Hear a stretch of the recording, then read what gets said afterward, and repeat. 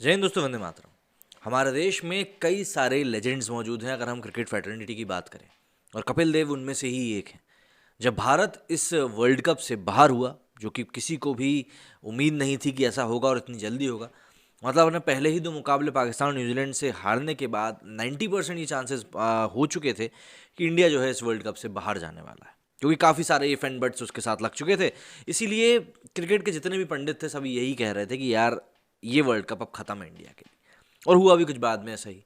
अब जब ऐसा हुआ तो ऑब्वियस ही बात है, इसके आसपास कई सारे सवाल अपने आप पॉपअप हो गए कि क्या टीम का परफॉर्मेंस खत्म, मतलब जो खराब हुआ है वो आईपीएल के कारण हुआ है, थकान के कारण हुआ है, रोटेशन पॉलिसी की जिसकी हम लोग अक्सर बात करते रहते हैं वो सही से काम नहीं करी इसलिए हुआ है। कई सारे इफ एंड बट्स उसके बाद फिर टीम सिलेक्शन को लेकर भी उठने लगे। तो ऐसा नहीं था कि सवालों की कोई कमी थी।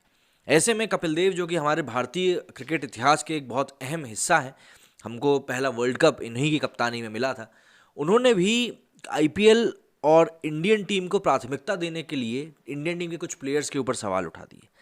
दरअसल जसप्रीत बुमराह ने एक प्रेस कॉन्फ्रेंस में कह दिया था, आई थिंक न्यूजीलैंड से हारने के बाद, कि टीम जो है वो थकी हुई है, लोगों को आराम नहीं मिल रहा है। फटीक की बात कर रहे थे बायो बबल में, कि बायो बबल में लगातार रहना आसान नहीं है। और उसके बाद से इस विवाद को एक और तुल मिल गया कि यार अब तो ये बात और बढ़ने वाली है।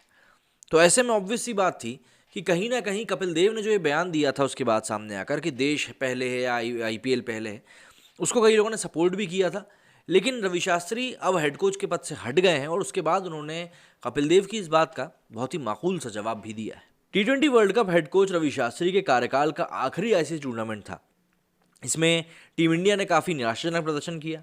इस फॉर्मेट में आखिरी बार कप्तानी कर रहे विराट कोहली की अगुवाई में टीम सुपर 12 स्टेज से आगे बढ़ नहीं सकी। शुरुआत के दो बड़े मुकाबले पाकिस्तान और न्यूजीलैंड के खिलाफ बेहद घटिया खेलकर सेमीफाइनल के रेस से बाहर हो गई। सेमीफाइनल से बाहर होते ही खिलाड़ियों के खराब प्रदर्शन के लिए आईपीएल को जिम्मेदार ठहराया जाने लगा। पूर्व कप्तान कपिल देव ने यहां तक कह दिया कि भारतीय खिलाड़ी देश से ज़्यादा तवज्जो आईपीएल को देते हैं। इसके बाद से ही ये बहस छिड़ी हुई है कि आईपीएल में खेलना ज़्यादा ज़रूरी है या फिर देश की जर्सी पहनकर मैदान में उतरना।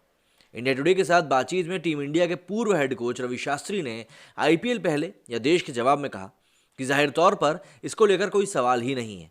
अगर ऐसा नहीं होता तो पिछले 5 सालों में इस तरह का प्रदर्शन आपको देखने को नहीं मिलता। अगर देश के लिए खेलते हुए आपको दिमाग उस समय वहाँ नहीं होता, कौन ही बेवकूफ़ होगा जो देश के लिए खेलने से ज़्यादा तवज्जो फ्रेंचाइजी क्रिकेट को देगा। वो भारत के लिए खेल रहा है, आपके चेस्ट पर बिल्ला होता है, आपको दुनिया के करोड़ों लोग देख रहे होते हैं। आप काफ़ी लकी हैं जो इतनी आबादी वाले देश में उन 11 खिलाड़ियों में शामिल हैं जिनको देश का एक प्रतिनिधित्व करने का मौका मिल रहा है। तो ये सब दूर की कौड़ी है, और जो ऐसा कह रहा है उसके लिए मेरे पास कोई टाइम नहीं है। मतलब ये उन्होंने किसके लिए कहा है आप समझ सकते हैं। पूर्व हेड कोच रवि शास्त्री ने बड़ा संकेत देते हुए कहा कि विराट कोहली टी20 के बाद मतलब वनडे की भी कप्तानी छोड़ सकते हैं। वो बोले कि टेस्ट क्रिकेट में उसकी कप्तानी में भारत पिछले 5 सालों से टॉप पर काबिज है। जब वो एक मानसिक रूप से, लेकिन अभी मतलब जब तक वो मानसिक रूप से थका हुआ महसूस नहीं करता तब तक उसे कप्तानी छोड़ना नहीं चाहिए।